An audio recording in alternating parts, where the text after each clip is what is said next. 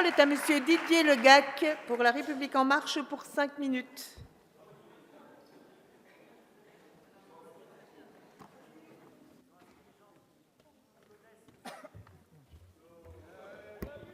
Bien.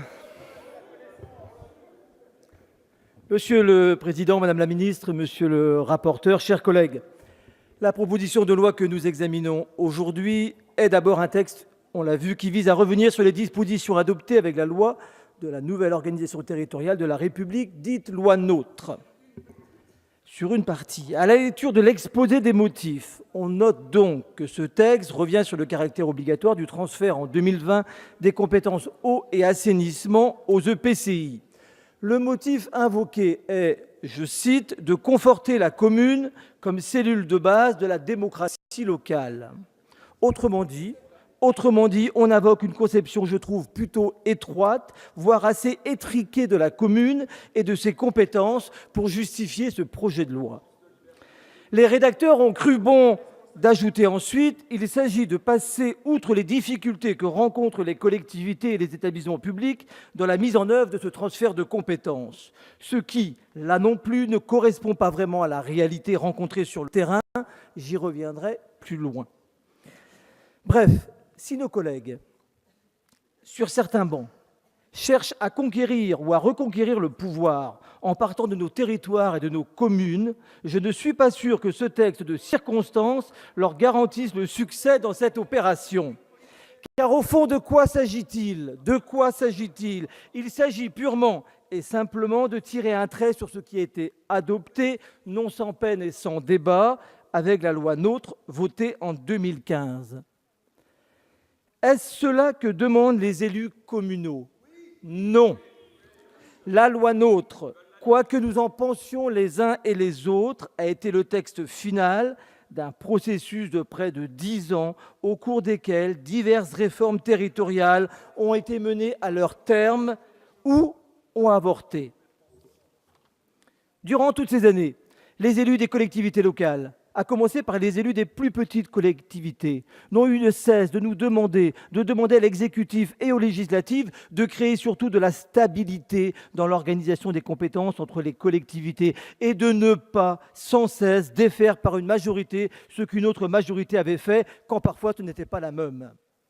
Or, avec cette proposition de loi, nos collègues, les Républicains, vont recréer du désordre et de l'instabilité là où, petit à petit, les choses se sont apaisées et quoi que vous en pensiez, elles se mettent en place. La loi NOTRe, en effet, a donné aux EPCI les compétences en matière d'eau et d'assainissement et a fixé un délai raisonnable, la date de 2020 pour que ce transfert ait lieu dans les meilleures conditions.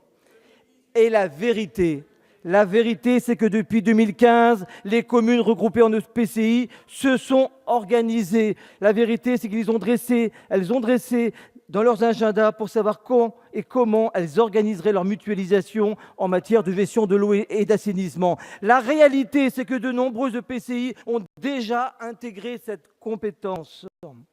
Ils l'ont programmé pour 2018, 2019 ou 2020. S'il vous plaît. C'est vrai.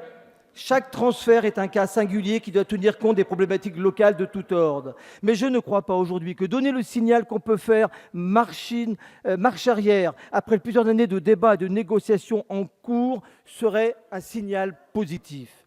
Cela, je le répète, va créer des désordres et la plus grande confusion sur un sujet qui demande avant tout de la clarté. Par ailleurs, sur le fond, ce texte ne répond pas de manière pertinente aux enjeux locaux sur ces sujets.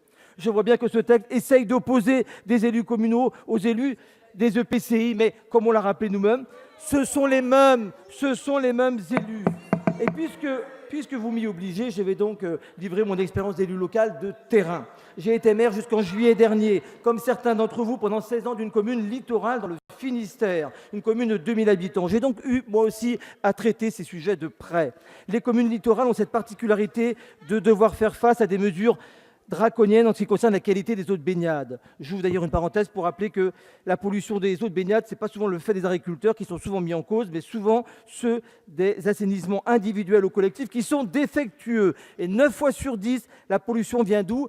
la pollution vient d'un assainissement qui n'est pas situé sur le territoire de la commune, mais bien souvent sur le territoire d'une commune d'à côté, voire de plusieurs communes plus loin. Cela montre bien qu'il y a nécessité aujourd'hui de partager en commun cette responsabilité. En plus, concernant la justification du texte d'éviter une augmentation excessive du prix de l'eau, c'est faux. Dans la réalité, c'est souvent l'inverse qui se produit dans la plupart des cas. Il y a des exemples très nombreux qui le montrent. Il faut conclure, Merci. chers collègues. Voilà. Merci. Merci, Monsieur Le Gac.